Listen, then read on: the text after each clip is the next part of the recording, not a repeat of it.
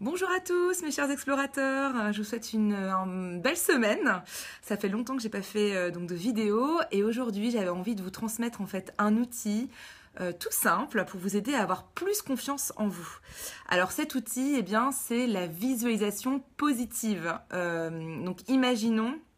Voilà, ça peut-être vous arriver, vous devez parler en réunion devant tout le monde, ça vous fait vraiment peur. Ou alors peut-être que vous devez parler avec votre conjoint et peut-être que ça aussi, ça vous fait un petit peu peur de sa réaction. Ou alors peut-être que vous avez un examen à passer, vous avez besoin de parler à votre manager et vous appréhendez vraiment ces moments-là parce que peut-être la dernière fois ça ne s'est pas passé comme vous le souhaitiez. Ou alors peut-être que en ce moment vous manquez un petit peu de confiance en vous. Alors cet outil, qui est l'outil de la visualisation, en fait est beaucoup utilisé par les athlètes, même de niveau olympique. Et eux-mêmes disent en fait que, sans avoir visualisé en avance, ce qu'ils voulaient atteindre comme performance, peut-être qu'ils n'auraient pas eu forcément la médaille ou le record qu'ils souhaitaient avoir pour eux-mêmes. Alors, donc, ce qu'il faut en fait entendre par visualisation positive, c'est tout simplement le fait de visualiser ce que vous souhaitez en fait voir arriver dans votre vie. Imaginons pour la négociation, imaginez que la négociation se passe vraiment de la manière que vous souhaitez qu'elle se déroule. Vous pouvez vous sentir même la posture physique que vous avez, peut-être une posture ouverte, l'énergie qui dégage bien de vous, l'émotion dans laquelle vous êtes, parce qu'en fait, l'émotion, c'est vraiment ça l'important, c'est de vous connecter à cette émotion positive, peut-être cette confiance en vous, cette assurance. Peut-être que imaginez de voir la personne en face de vous qui vous sourit, vous tend la main, la manière dont vraiment ça se déroule presque de A à Z, le moment où vous arrivez dans la pièce, où vous commencez à discuter, si c'est une négociation, et puis jusqu'à la dernière poignée de main, peut-être avec un sourire échangé, vraiment imaginez tous les détails comme vous souhaitez les voir arriver. Parce qu'en fait, le cerveau ne fait pas la différence entre ce que vous imaginez et la réalité. Imaginons maintenant que vous allez, j'avais lu ça dernièrement, imaginons que vous allez croquer par exemple dans un citron. Là, on ressent déjà même soi-même, on se dit, c'est la première chose, je ne sais pas si vous voyez ça devant votre écran, mais en tout cas, on pourrait se dire, oh là là, déjà notre corps en fait réagit à cette image de croquer dans un citron, parce qu'en fait, notre corps et notre esprit sont intimement liés. Donc, si vous allez penser à quelque chose, à une peur, à des doutes, à des appréhensions, naturellement, votre corps va se ressentir peut-être de manière anxieuse, nerveuse, peut-être que vos mains vont devenir moites, votre cœur va peut-être battre un petit peu plus fort. Vous allez sentir peut-être une boule dans la gorge, rien qu'en pensant par exemple à cette négociation, ou alors à cette réunion que vous devez animer, ou bien au fait de devoir parler à votre manager demain matin, du fait que vous avez peut-être promis ou peut-être de quitter votre emploi. Ça, ce sont des situations en effet qui peuvent être vues comme stressantes.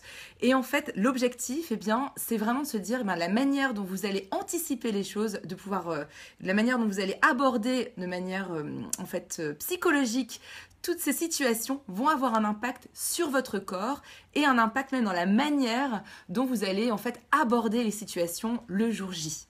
Donc l'objectif, comme vous le savez bien, sur quoi on se focalise ?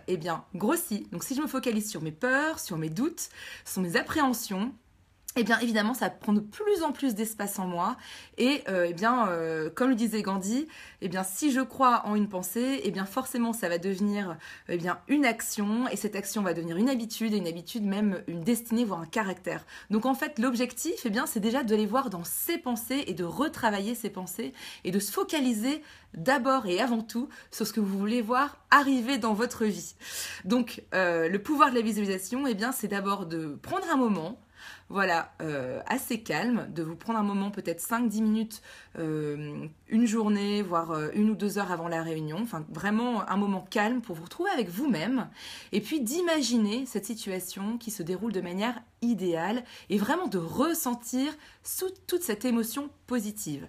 Alors, si vous avez des petits saboteurs intérieurs, donc les saboteurs, ce sont les petites voix intérieures qu'on a en nous et qui souvent nous découragent, etc. En disant non, mais c'est pas vrai ce que tu visualises, mettez-les de côté vraiment pendant ces 10 minutes que vous accordez avec vous-même pour vraiment rester centré sur cette énergie positive.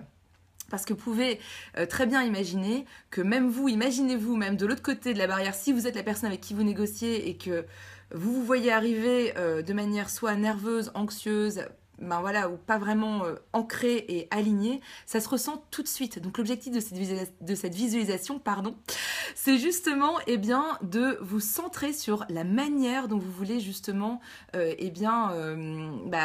voulez vous sentir en fait, parce que ça va se ressentir même autour de vous. Donc voilà, j'espère que cette technique va vous aider. Moi, elle m'a beaucoup aidée dans tout ce qui est négociation, lors de rencontres qui étaient peut-être un peu vues comme délicates et qui m'ont vraiment, voilà, ça m'a vraiment aidé à me recentrer, à me réaligner. Et puis notre cerveau a énormément de pouvoir. Le pouvoir de la visualisation est vraiment là, c'est-à-dire que n'oubliez pas que ce que vous imaginez, votre cerveau pense que c'est réel. Donc plus vous pensez quelque chose, vous anticipez quelque chose, c'est perçu de manière plus négative ou plus anxiogène ou nerveux, plus votre cerveau pense que c'est vrai, vous allez même créer des patterns neuronaux en fait, c'est-à-dire c'est vraiment la neuroscience, en pensant que vous allez de plus en plus croire en fait que cette pensée anxieuse est vraiment vraie. Donc c'est important vraiment de se refocaliser à chaque fois sur ce que vous voulez vraiment voir arriver dans votre vie. Voilà, d'où l'intérêt d'ailleurs de faire un vision board. Enfin, j'en ai parlé plusieurs fois, je fais des ateliers autour de ça. Donc tout ce qui est plaquettes de visualisation avec des images qui correspondent à ce que vous souhaitez voir. Voilà, donc ça c'est encore un autre outil. Mais vraiment, je vous encourage, si cette semaine vous avez peut-être une réunion qui va venir ou voilà, quelque chose qui peut vous faire un petit peu peur, n'hésitez pas à prendre ces 5 ou 10 minutes ou cette demi-heure avec vous-même, à prendre des profondes inspirations, à vraiment revenir en vous et puis de visualiser positivement cette réunion, ce rendez-vous.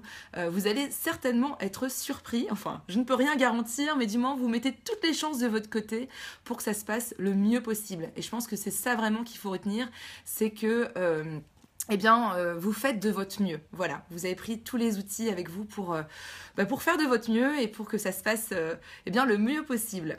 Voilà, écoutez, j'espère que cette petite vidéo vous aura inspiré. Si elle vous a inspiré, n'hésitez pas à la partager. Et puis, n'hésitez pas non plus aussi à poster vos commentaires, à me dire si vous avez déjà utilisé cet outil de visualisation avant dans votre vie, ou si vous allez le faire cette semaine, partagez avec nous ce que vous en avez retiré. Et puis, je vous souhaite une très très belle semaine et je vous dis à très bientôt. Au revoir!